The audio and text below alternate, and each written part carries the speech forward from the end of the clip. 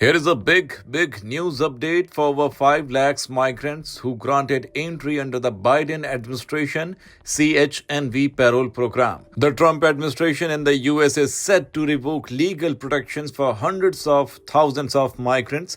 On March 21, the Department of Homeland Security announced plans to cancel the temporary legal status of 5 lakhs 30,000 individuals. Now, the question is, who are they? These are the migrants from Cuba, Haiti, Nicaragua, and Venezuela. More than 5 lakhs individuals were originally granted entry under the Biden administration CHNV payroll program, which provided temporary legal status for 2 years. The move is part of President Trump's border strategy to tighten immigration controls, including restricting legal entry pathways. First, let me know what is CHNV. Former US President Joe Biden launched a sponsorship program in 2022 for Venezuelans to legally enter America.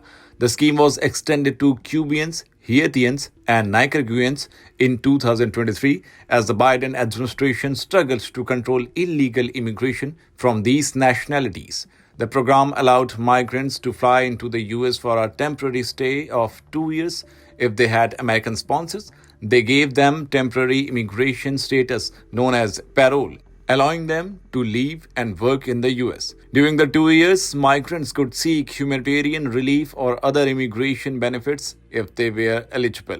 Biden's administration allowed up to 30,000 people every month to enter the US from these 4 countries.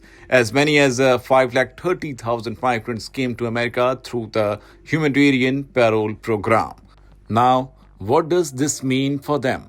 The Biden administration had defended CHNV, saying it provided legal migration pathways and would curb illegal border crossing at the southern US border.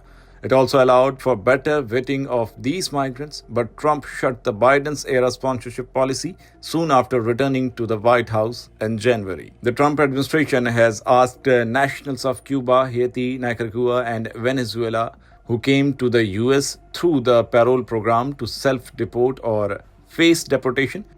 According to the notice posted to the Federal Register on Friday, the temporary legal status of 530,000 migrants will be cancelled on April 24. The Department of Homeland Security said it will arrest and deport paroles who fail to depart the US by the deadlines. According to DHS, some migrants who come via the CHNV payroll program might be allowed to stay in the US on a case-by-case basis. Before this order, beneficiaries of the program could remain in America until the expiration of the parole.